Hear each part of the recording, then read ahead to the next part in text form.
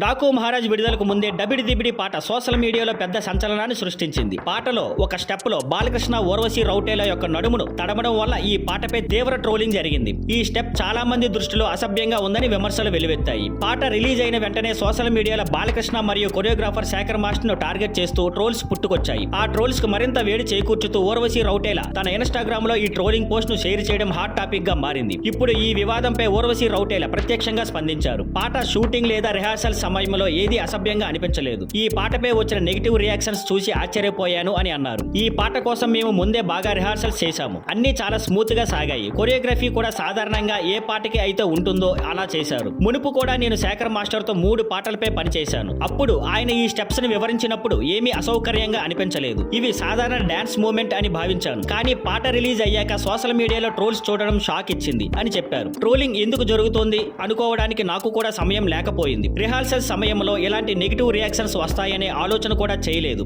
ఆసక్తికరంగా shooting clips ను ముందే విడుదల చేసినప్పుడు ఎవరూ ఇలాంటి సమస్యలు లేవని చెప్పారు అని ఊర్వశి రౌటేల వ్యాఖ్యానించారు.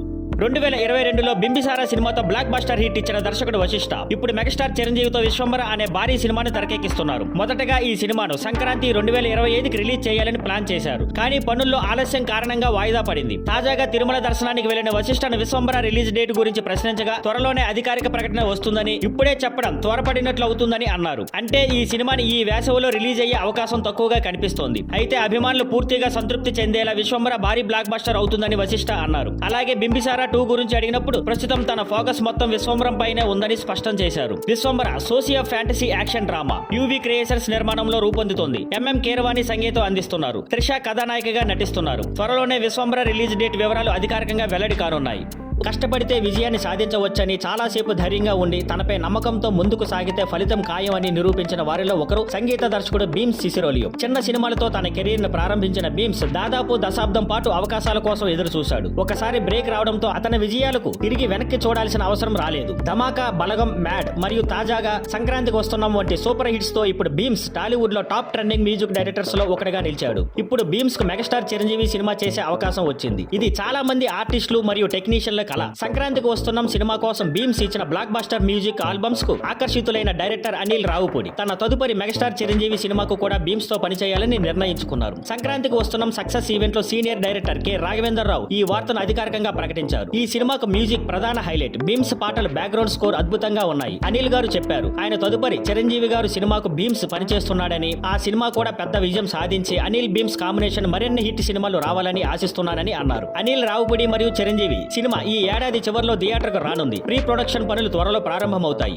తండేల్ సక్సెస్ నాగ చైతన్యకి పెద్ద ఆత్మవిశ్వాసం ఇచ్చింది. 100% లవ్ తర్వాత అల్లు అరవింద్ తన బ్యానర్ లో చైతూకి మరో బ్లాక్ బస్టర్ ఇచ్చాడు. నిర్మాత బన్నీవాస్ ఉన్నప్పటికీ సినిమా విషయంలో ఎక్కువగా అరవిందనే చొరవ చూపించాడు. రివ్యూలు మౌత్ టాక్ తో మంచి హిట్ అందుకున్న ఈ సినిమా కలెక్షన్ పరంగా కూడా బాగా పెర్ఫార్మ్ చేసింది. వీకెండ్ లోనే బ్రేక్ ఈవెన్ అయిందని టాక్. ఈ వారం కూడా ఆకట్టుకుంటే లాభాలు పక్కా. డిజిటల్ సాటిలైట్ హక్కులు కూడా పెద్ద మొత్తానికి అమ్ముడయ్యాయి. చాలా కాలం తర్వాత నాగ చైతన్యకి ఇలా బ్లాక్ బస్టర్ కలెక్షన్ రావడం, అది కూడా కెరీర్ బెస్ట్ అంటే ఇదే. తండేల్ ప్రమోషన్స్ లో భాగంగా అల్లు అరవింద్ చైతన్యతో మాస్ మూవీ చేయబోతున్నామని హింట్ ఇచ్చాడు. ఆ ప్రాజెక్ట్ ను బోయపాటి శ్రీను డైరెక్ట్ చేసే అవకాశం ఉందని టాక్. బోయపాటి గీతా ఆర్ట్స్ లో ఓ సినిమా చేయాల్సి ఉంది. అది నాగ చైతన్యతోనే చేయాలని ఆలోచనలో ఉన్నారు. అయితే ఇది చైతన్యకి సరైన నిర్ణయమా అనేది సందేహమే. ఎందుకంటే నాగ చైతన్యకు ఉన్న class image Boyapati style mass direction కు సరిపోతుందా అనేది ప్రశ్న. చైతన్య గతంలో కొన్ని మాస్ మూవీస్ ట్రై చేశాడు. కానీ అవి పెద్దగా వర్కౌట్ కాలేదు. అవి ఓర్మాస్ సినిమాలు కాకపోయినా ఫలితం ఆశించిన స్థాయిలో రాలేదు. బోయపాటి అంటే మాస్ యాక్షన్ కి ఒక ప్రత్యేక స్థానం. కానీ రామ్ పోతినేనితో చేసిన స్కంద సినిమా విఫలమైంది. కేవలం డైరెక్టర్ స్టైల్ మీదనే ఆధారపడటం కాదని, హీరోకి ఉండే కటౌట్ కూడా ఇంపార్టెంట్ అని ఆడియన్స్ తేల్చారు. బోయపాటి మాత్రం తన మాస్ టచ్ కి చాలా నమ్మకం పెడతాడు. కానీ స్కంద ఫలితం చూస్తే కేవలం డైరెక్టర్ స్టైల్ మీదే సినిమా నడవదని విషయం స్పష్టమవుతుంది. అందుకే నాగ చైతన్య మాస్ మూవీ చేయాలని భావిస్తే అది బోయపాటితో కాకుండా మరొక డైరెక్టర్ తో చేస్తే బెటర్ అని చెప్పవచ్చు. చైతన్యకి సూట్ అయ్యే స్క్రిప్ట్, డైరెక్షన్ ఉంటేనే మాస్ సినిమా వర్కౌట్ అవుతుంది. లేకపోతే బోయపాటి స్టైల్లో పూర్తిగా మాస్ మూవీ చేసి చైతన్య ఇమేజ్ కి డ్యామేజ్ చేసే ప్రమాదం ఉంది.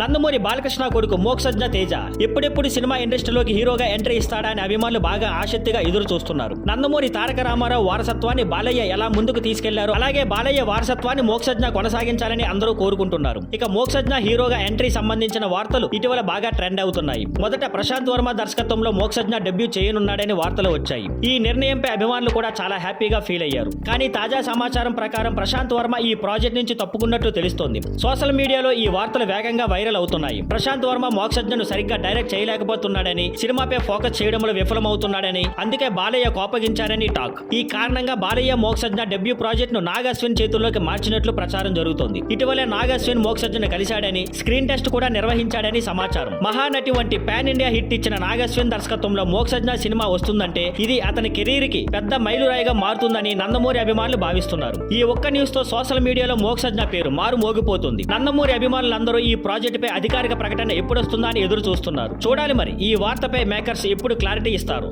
నందమూరి బాలకృష్ణ హీరోగా బోయపాటి శ్రీను దర్శకత్వంలో తెరకెక్కుతున్న అఖండ 2 తాండవం సినిమాపై భారీ అంచనాలు ఉన్నాయి. ఈ సినిమాలో బాలయ్యను బోయపాటి కొత్తగా చూపించనున్నాడని ఇప్పటికే టాక్ వచ్చింది. తాజాగా ఈ సినిమా నుంచి మరో క్రేజీ గాసిప్స్ బయటకు వచ్చింది. ప్రస్తుతం ఈ సినిమా హైదరాబాద్ లో షూటింగ్ జరుపుకుంటోంది. తాజా సమాచారం ప్రకారం ఈ సినిమాలో బాలకృష్ణ 2 విభిన్న పాత్రలు చేస్తున్నాడు. ఒకటి పాజిటివ్ పాత్రగా ఉండగా మరొకటి నెగిటివ్ షేడ్స్ తో ఉండనుందని తెలుస్తోంది. సహజంగా ఇంటర్వెల్ లో రెండో పాత్రను రివీల్ చేసే పద్ధతి ఉంటుంది కాబట్టి ఇందులో కూడా అదే జరుగుతుందని సమాచారం. అయితే ఈ రెండో బాలయ్య పాత్ర ప్రేక్షకులకు సింపతి క్రియేట్ చేస్తుందని టాక్. ఈ సినిమాలో ఇతర భాషల నుంచి పలువురు నటులు తీసుకుంటున్నట్లు సమాచారం. ఇప్పటికే ప్రజ్ఞా జైస్వాల్ హీరోయిన్ గా నటిస్తుండగా తమిళ నటుడు ఆది పీనిశెట్టి ఒక కీలక పాత్రలో నటిస్తున్నాడు. మరికొన్ని నెగిటివ్ రోల్స్ కి కూడా భారీ కాస్టింగ్ ప్లాన్ చేస్తున్నట్టు తెలుస్తోంది. ఈ సినిమాను 14 రీల్స్ ప్లస్ బ్యానర్ పై రామ్ అచంటా మరియు గోపి అచంటా నిర్మిస్తున్నారు. సంగీత దర్శకుడు ఎస్ఎస్ తమన్ ఈ సినిమాకు సంగీతం అందిస్తున్నాడు. ఇప్పటికే బోయపాటి బాలయ్య తమన్ కాంబినేషన్ తో వచ్చిన సినిమాలు సూపర్ హిట్స్ అవడంతో ఈ సినిమా మ్యూజిక్ పై కూడా భారీ అంచనాలు ఉన్నాయి. ఇంకా బాలయ్య నెగిటివ్ పాత్ర ఎలా ఉండబోతుందో,